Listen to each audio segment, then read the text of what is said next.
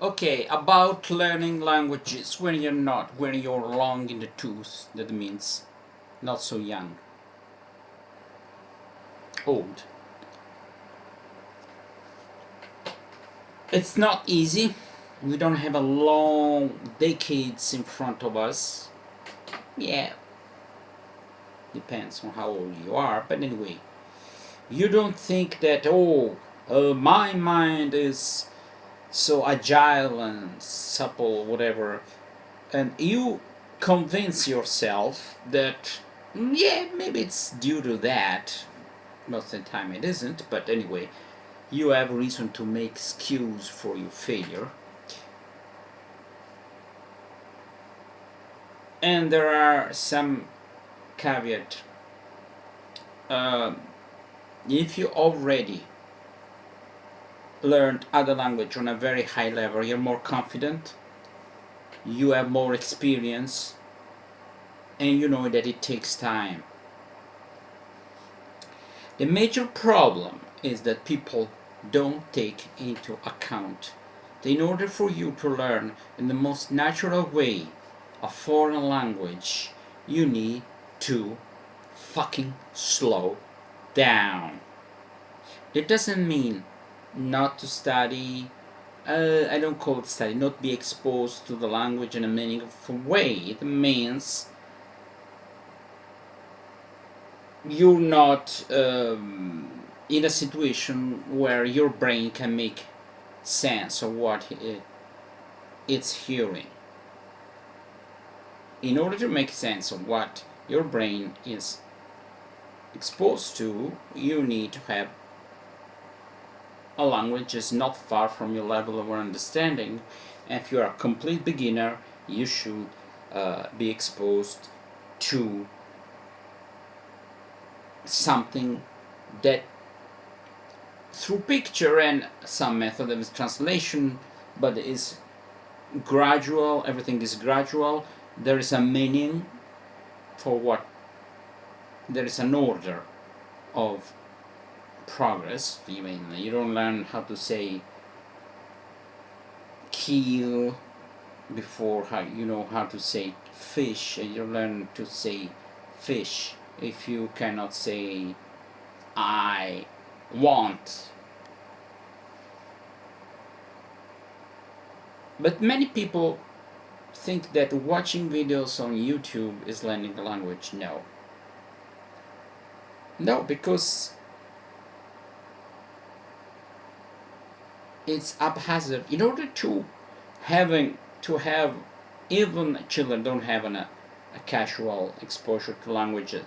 Children don't learn languages watching television or listening to the news. They have real adults that subconsciously, without even knowing, know how to teach or expose the language to meaningful. It's like when you, let's speak out, you don't teach orders to a dog very easily. It takes time. Yeah, are you like a dog? At the beginning, you are like a dog. There are some dogs that know more English than a complete beginner. They understand sit down, stand up, go there, stop, whatever. It takes time. It takes a situation where you can understand. Other thing that you find ludicrous, I try to explain things in the target language. I mean, he or she's trying to improve their his or her Italian, or I use Italian. I use the language he already knows. So I was trying to explain what peach is.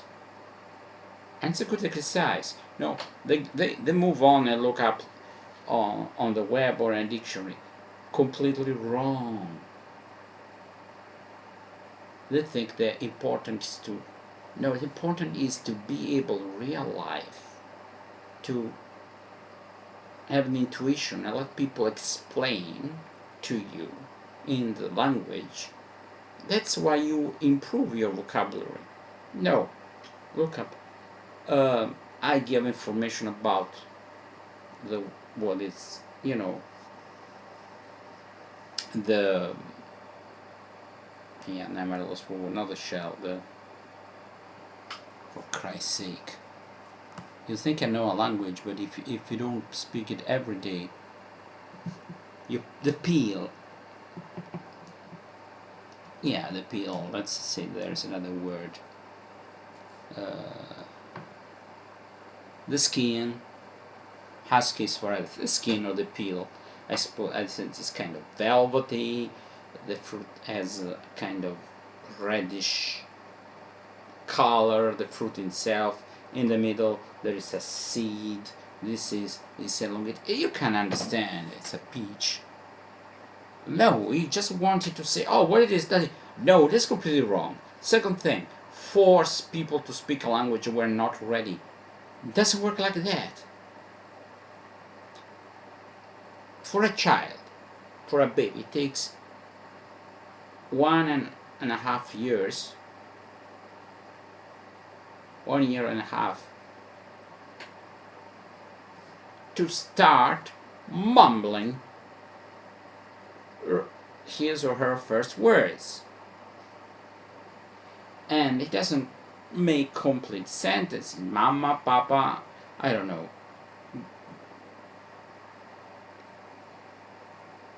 Caca, beep, beep, good.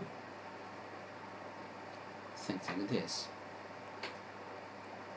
And after 1 year, they can say many things. I always say, try to reproduce a natural way of approaching with some differences. There are differences, obviously. That doesn't mean that you have to completely ignore a natural way. As natural as you possibly can. Let the person, obviously, I said, why don't you speak Russian? First of all, it's language change, so maybe on the first 2 or 3 months I will speak very little, and you speak most of the time. It's my turn and you let me speak more. Okay. Second thing is, if I'm not ready, I know. You can say, yes, I can say many things. Russian, it will be bad pronunciation, bad grammar, because I still need to internalize. I finished 21 lessons out of 100 for the first book. I'm not ready to speak. I can say, what's your name? I can understand many things. The more I push forward, the more I understand. The last lesson is the days of the week, and I understand when I hear, but I have to internalize. It's a long process. It's like eating and digest, and there is a rhythm. You should eat enough to stay alive, but not too much. The same goes when you start a foreign language. Why we want to, this society pushes us to, oh, this is the best way is right, fastest way, not necessarily the best way. I think that, yeah, you should streamline. Many times when you streamline learning, you end up having a patchy knowledge of the language. So you cannot, this person could understand much more Italian than Russian. I was changing, but he couldn't say how, he didn't remember to say third or fifth or eighth. Not good. I'm following Asimil with recording. Actually spent 75% of the time listening. Then the new lesson, I listen, I don't understand. I understand very little, like 50%. All the other is new things. But I hear the sound, hear the sound. So when I read and see the translation, I already know how to. You say, my Russian, you can read Russian. Yes, I can read Russian. But when I read, I never heard the word, okay? So I have to develop this way of reading where I know this is not pronounced, it's always pronounced ah, this is E, I say E, it's Eps, okay, whatever, in English. It's actually not in English, it's Russian, but more or less it's a sign very close to English that in English it would be an E. It's pronounced either E or Ye or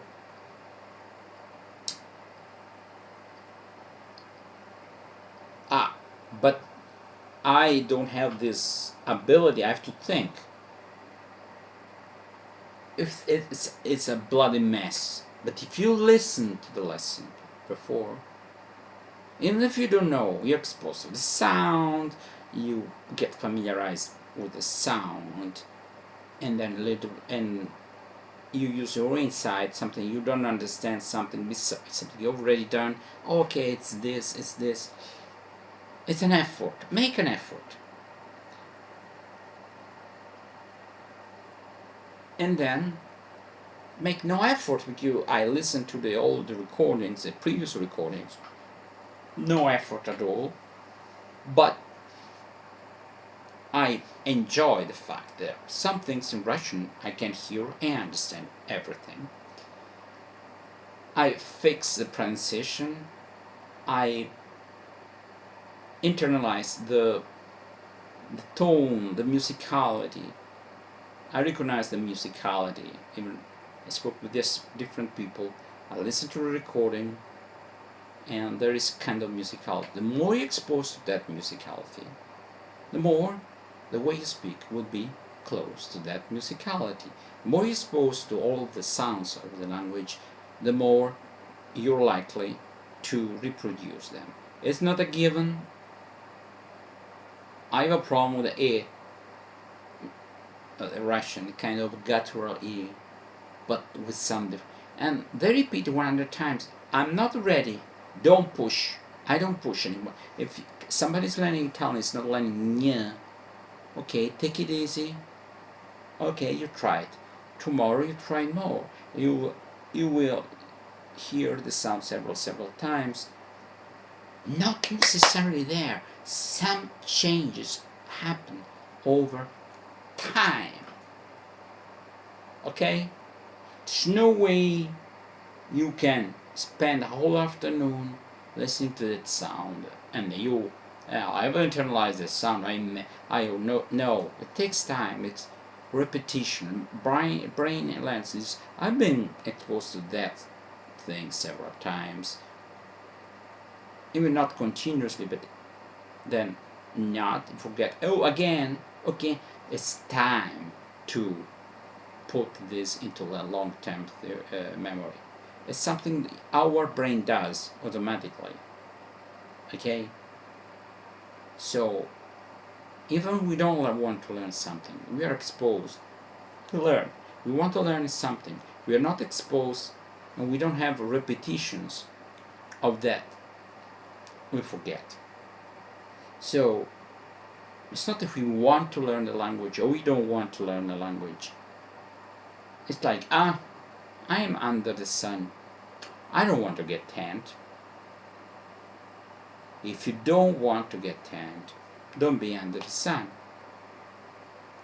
If you don't want to learn a language, you just don't be exposed to it. Obviously, there are situations where it's not that simple. You should be exposed more and more meaningful situations, and you should enjoy your progress and know when to take a rest, enjoy what you've been doing, reviewing until, oh, I'm fed up. I know this. I've been listening to this umpteen times, I want to push forward. I learn something new. That's good. Eating, being full, you don't want to eat anymore, and then you get hungry all over again, and you eat, and you digest. That language. It's like eating sometimes. In a way, not necessarily, but if you eat a lot, you get fat. If you're eating a lot, you get thin. If you're exposed to the language a lot, your knowledge gets fatter. Oh, obviously, it depends on what you're eating, whatever, but it's a rough example. So, once you know you're doing the right thing, because you have a method, you follow the method. So this method has been supposedly written by professionals and is time tested. Time tested doesn't mean that it was written in 1950, but I use Asimil. I'm sure there are better methods in a way. Remember, when you buy a method, check if it's for self-learning or you need a teacher. There are methods that need a teacher, like Headway for English. There are methods for classroom work. Not other things. Avoid methods that are geared towards idiots.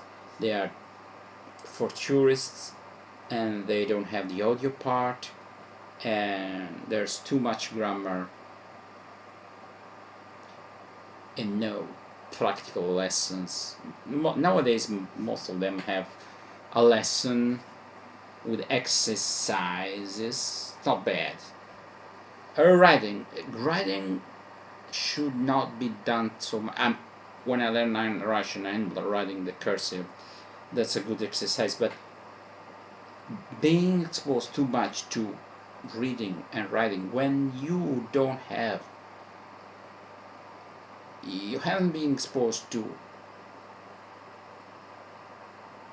enough listening when you read, you're going to ruin the audio part. Language is first and foremost something people use orally, okay? So in order to follow this order, like children nowadays, obviously, if I learn Russian, there's a written part. I will go over these written parts with all the signs, miachesnak, and things like that make sense, because I don't make sense a lot when they are fra consonant, because I don't make sense a lot. Even the book is not very clear. In time, I will perceive the difference, I'm sure. When I'm with Russians, I should ask some questions and let them repeat things, or some things that are in the book but there's no audio part. There are some things, but you will speak. I'm not here to show my knowledge, to boast my knowledge. I don't like it. Now everything has to be, I speak about Russian because that's what I'm learning, and I'm not hide. But it's not that I'm going to... No, I don't speak about that. It's like something I do for me. Many people that know me don't know that I speak Greek fluently. They don't know about my English speaking, because I don't give a shit. Because when I play, okay, I play the cornet, I play the ukulele, you play for other people. I use languages to communicate with people that speak the same language, not to let other people that it's like I'm having sex with a woman, I need to tell everybody. No, you don't. Unless it's okay, official situation, okay. But sometimes people, I had sex, I slept with that. That's so cheap, really. Sometimes people learn a new language and a new language and they end up knowing none.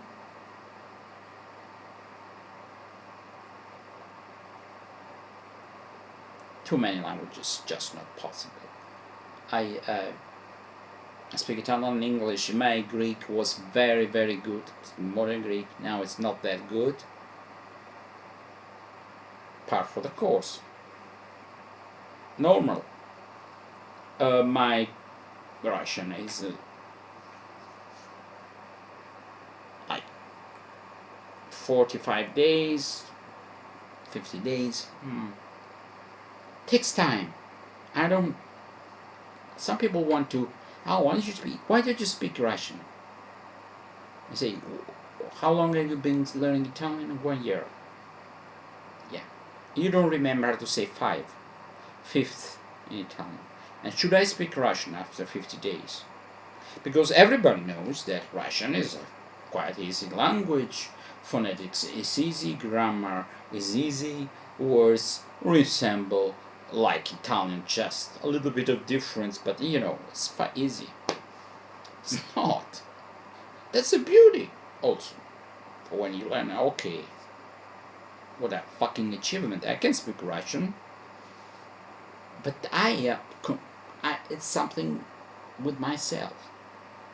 It's not something I prefer people think that I speak bad Russian and actually speak good Russian, the other way around. I don't give a shit. Most of people cannot judge you Russian because they don't know Russian, first of all, so why should I boast? I speak Greek. Nobody can judge the way I speak Greek. Nobody, except for Greek people. Okay? So, sometimes, oh, you speak Chinese, you don't fucking know how he speaks Chinese. You listen to sounds, they sound weird. Oh, he must speak very good Chinese. Maybe he's making a lot of mistakes. Maybe his pronunciation is not that good, but surely it sounds weird to you, so it must be good. He must be good. That's the stupid thing that happen in real life when it comes to languages. When people say, I know who you know, I've been speaking Greek for 40 years. I don't think I say, I know Greek. No, I'm quite fluent. Some periods my Greek was much more full. I remember more words and things like that. I was very disappointed by the Greek people, so Russian, it's you want to learn a language, you ask yourself, am I going to use what? Surely now with the internet you can use your Vietnamese language, because you can meet Vietnamese and speak with them Skype. But one thing in Skype is also in a controlled situation. One thing is in real life. I don't want to learn language just to, I learn Vietnamese or I learn Lithuanian. Obviously Russian is not so uncommon. You can use in different situations, and at the end of the day, as last resort, I want to leave the European Union. I want to go to a country where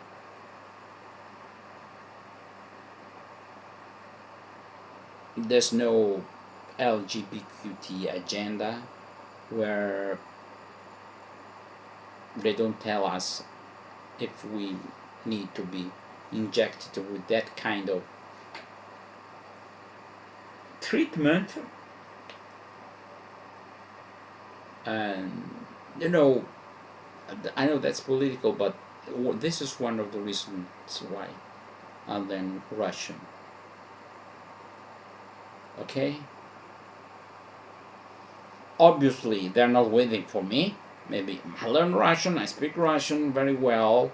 I speak Russian very well, but I don't get any visa. I'm too old, I don't find a job. Okay. In the meantime, okay, it's a process. I like the process. It takes time for me to adjust, to spend more time being exposed to the language. Okay, I've been speaking a lot. Goodbye.